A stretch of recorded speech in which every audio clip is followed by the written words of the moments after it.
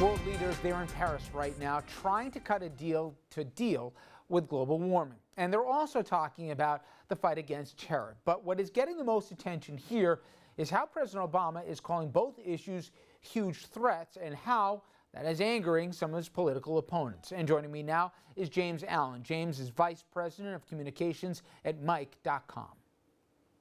For folks who missed it, what would you say was the biggest takeaway from the president's address today in Paris? Look, I think the president wanted to outline his principles for this agreement should we come to one, and he wanted to make clear that we need a low-carbon global agreement around the world. We want to make sure that there's a mechanism for review to make sure that we're actually enforcing or meeting those goals, and we want to make sure that it's transparent so that everybody knows exactly what we're working towards. And so I think he made his goals very clear. He's going to go back to Washington and let the negotiators work out the nitty-gritty.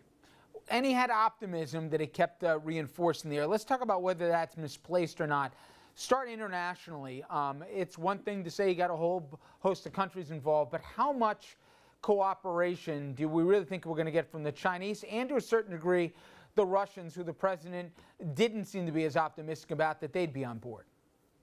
Yeah, look, there's close to 200 leaders there. Obviously, China, Russia, India, some of the other developing countries are, critical to this agreement moving forward. I think that what you've seen is leaders being there, confident, cheerleading. I don't think you'd see President Obama out front as much as he has been if he wasn't confident we were going to get a deal done. So I think what you'll see is ultimately a framework and consensus on an agreement that is a step forward, but that the consensus among scientists will be that it's not enough to really solve this problem. And what President Obama would say in response is that this is the first time we've been able to get all of these countries to the table, including China and Russia, to a place where we agree on the general framework, and hopefully we can make a stronger agreement moving forward, as technologies develop and other clean energy sources emerge.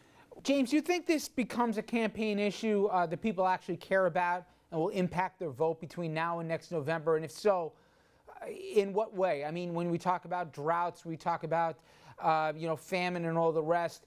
We're asking the person at home to look farther down the line than they're used to having to do when they have to cast a vote. How does this become something people care about when they close the curtain next November? Yeah, it's a good point. The impacts of climate change, certainly in the short term, you see things like droughts and wildfires increasing, but this is really a long-term issue, and so it's hard in many ways to get people to care about it. Mike is a site focused on the millennial generation. Certainly among millennials, this is a major issue. The challenge for millennials is we don't turn out to vote at the same rates as older generations, and so how do you convince boomers and others that this is a big impact? And I think you have to make the case that it's going to impact their children and grandchildren, and that there are very easy things we can be doing right now to address it. But I don't see it becoming a top-tier issue in this presidential campaign, unfortunately, for Democrats who want to fight it, and probably to the advantage of Republicans who don't really want to be talking about this. And finally, James, this isn't just Washington or international capitals. This has implications in New York. And talk about how Governor Cuomo in particular here is going to have a voice, or at least a consequence one way or the other here.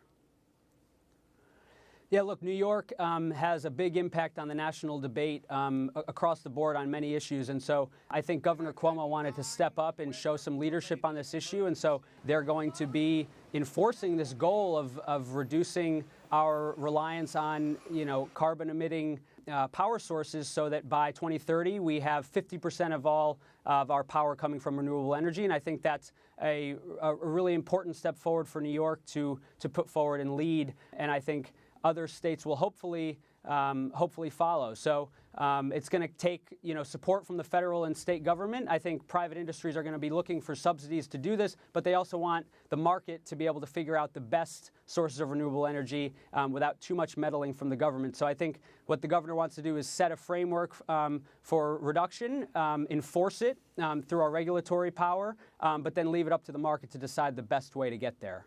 All right. James, I appreciate it for you. Again, that's James Allen. He's VP of Communications at Mic.com. Thanks for having me. All right, when we come back, we'll have a look at some local headlines. Please stay with us.